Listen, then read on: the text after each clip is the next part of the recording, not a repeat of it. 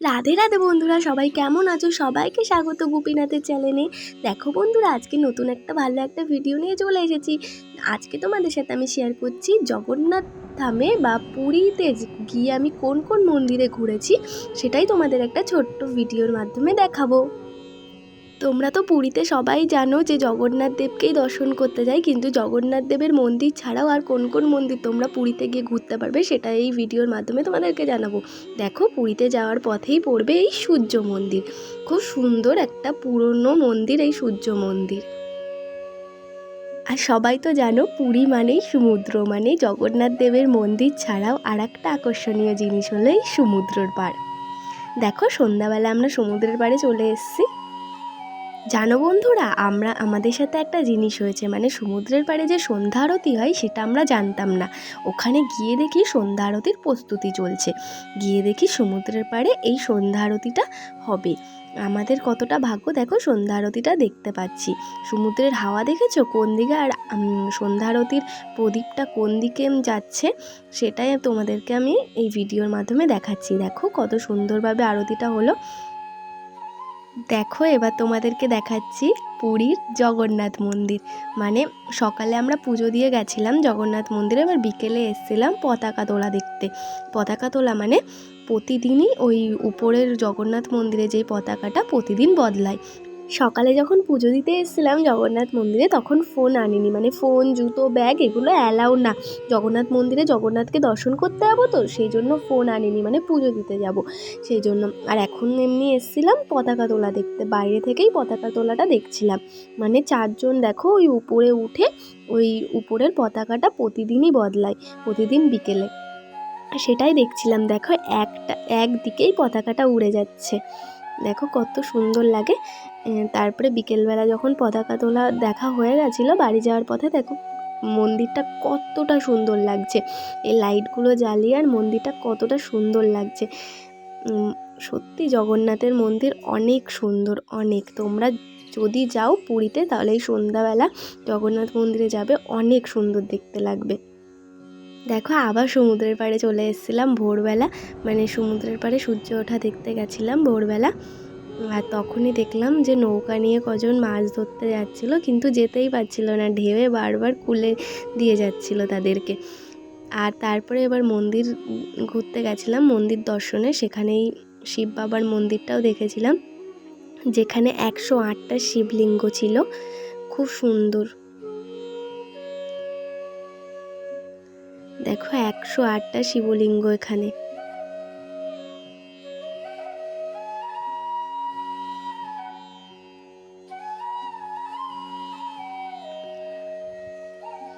এই মন্দিরটা জগন্নাথ মন্দিরের থেকে অনেকটা দূরে না, মানে বেশ বেশ কাছেই আছে।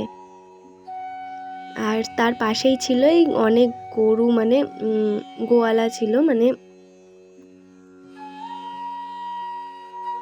তারপরে দেখো চলে গেছিলাম গুপ্ত বৃন্দাবনে।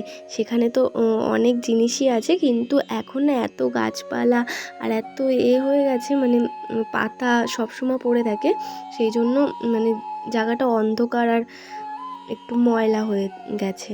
আগে খুব সুন্দর ছিল।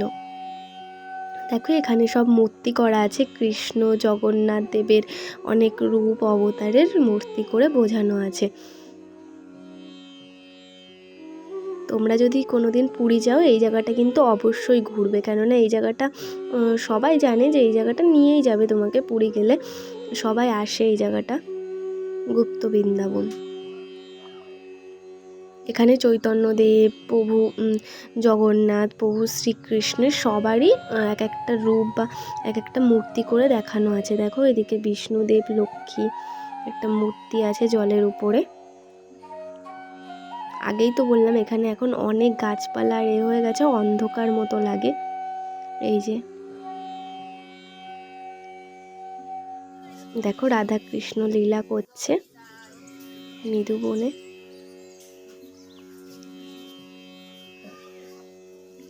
একটা বিশাল বড় দেখো হনুমান মূর্তি আছে, অনেক বড় মূর্তিটা।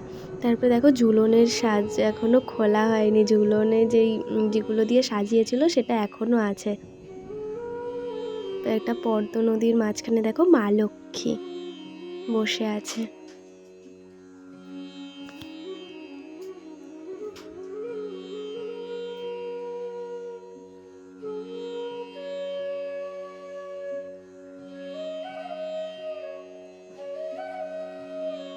এ দেখো রাখাল মানে গরু চড়াতে গিয়ে কৃষ্ণ সবাইকে খেতে দিচ্ছে।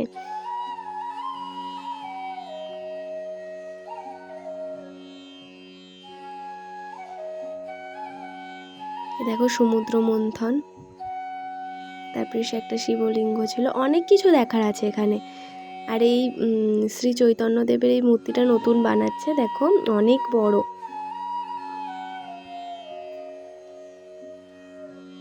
অনেকটাই বড় এই মূর্তিটা শ্রী চৈতন্যদেবের।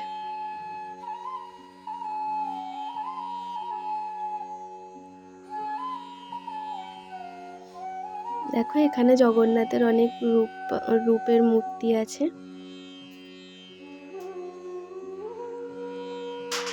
তারপরে আমরা চলে এসেছিলাম বিপত্তারিণী মার মন্দিরে, মানে বিপত্তারিণী চণ্ডী মাতার মন্দিরে।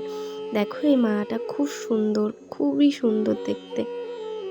তার পাশে একটা জগন্নাথ দেবের মূর্তি আছে।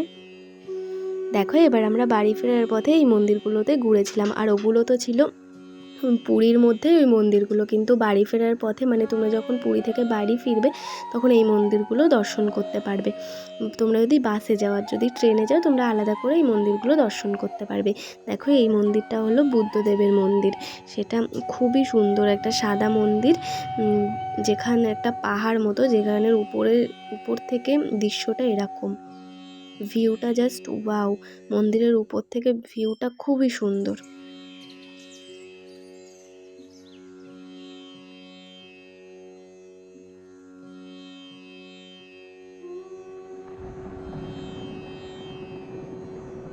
এই মন্দিরে অনেক বুদ্ধদেবের অনেক রূপ বা অনেক মূর্তির ছবি করা আছে। দেখো এদিকে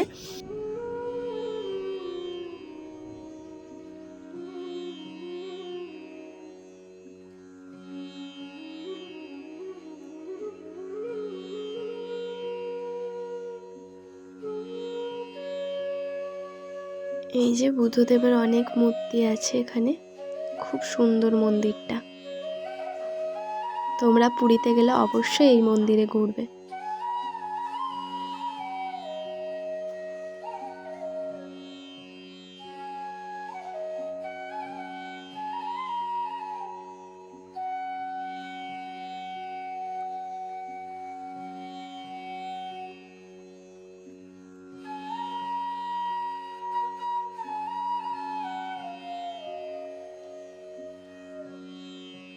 তারপরে দেখো বন্ধুরা, আমরা একটা পাহাড়ি রাস্তায় উঠছি, মানে পাহাড়ে যাচ্ছি, মানে হলো উদয়গিরি খণ্ডগিরিতে, মানে দুটো পাহাড় দুই দিকে ভাগ হয়ে গেছে, সেটাই দেখতে যাচ্ছি।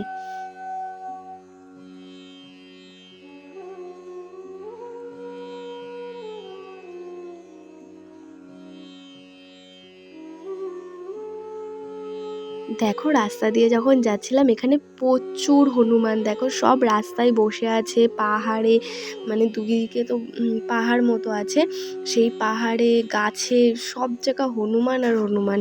আর এখানে খুব বাদাম, তারপরে হনুমানের খাবার সবাই দেয়। দেখো কত হনুমান,